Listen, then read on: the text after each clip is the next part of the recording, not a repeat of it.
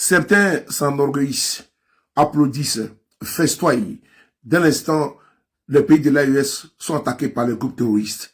Ils jubilent, ils dansent et ils sont fous de joie quand ils voient que les terroristes attaquent dans les pays de l'AES.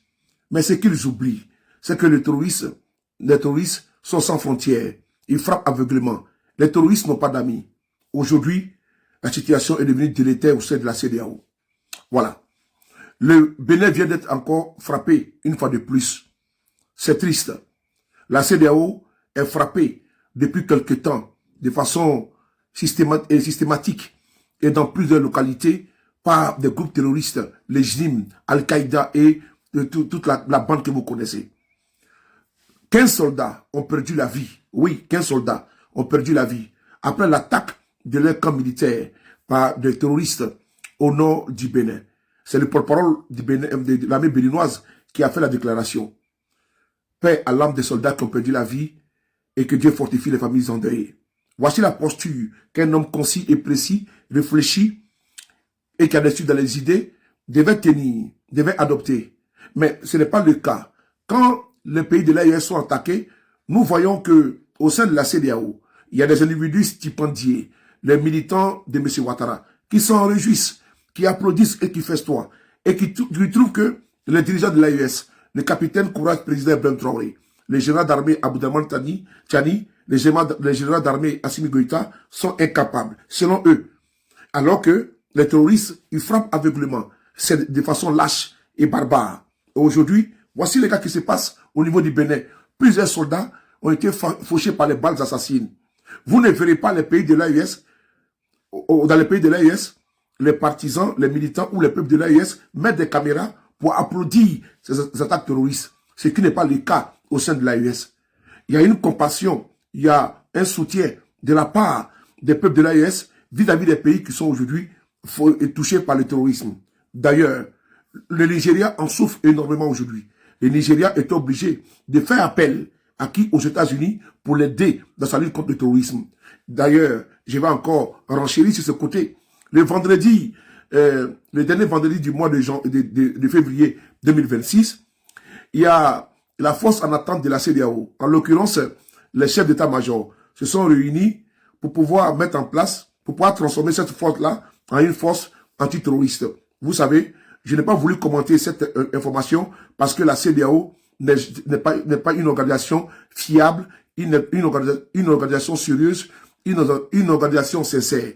Parce que, tenez-vous bien, comment des forces depuis des années ont été mises sur pied afin de pouvoir, comme vous dites, protéger les chefs d'État. Cette force-là même qui doit protéger les peuples, qui doit combattre le terrorisme, cette force-là est positionnée rien que pour lutter contre les coups d'État. Mais pendant que M. Ouattara fait un troisième mandat, un quatrième mandat anticonstitutionnel, qui est un coup d'État constitutionnel, cette force n'intervient pas. Mais elle est en attente des coups d'État militaires. Vous voyez, c'est le double standard. Et donc, je n'ai pas commenté cette information-là. Revenons à notre sujet. Voyez-vous, aujourd'hui, les familles sont aujourd'hui éplorées. Des familles sont endeuillées au Bénin parce que les enfants ont été fauchés par les balles assassines des terroristes. Une fois de plus, il ne faut pas se réjouir quand les terroristes frappent aveuglément. Il faut soutenir le Mali, le Burkina et le Niger qui combattent efficacement, avec bravoure, avec détermination, les terroristes.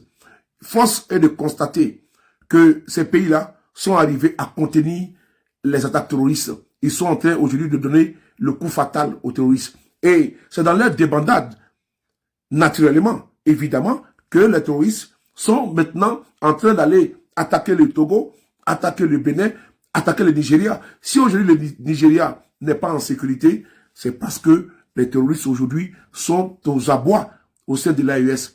Et comme ils n'ont pas de sanctuaire où les terroristes, qu'est-ce qu'ils font? En Côte d'Ivoire, ils sont protégés par par des individus qui sont au sein du régime Ouattara. Au Bénin, ils ont des infiltrations. Au Togo également. Sans oublier au Nigeria qui est devenu le terreau fertile des terroristes. Pour le montant, je reviens à Patrice Talon.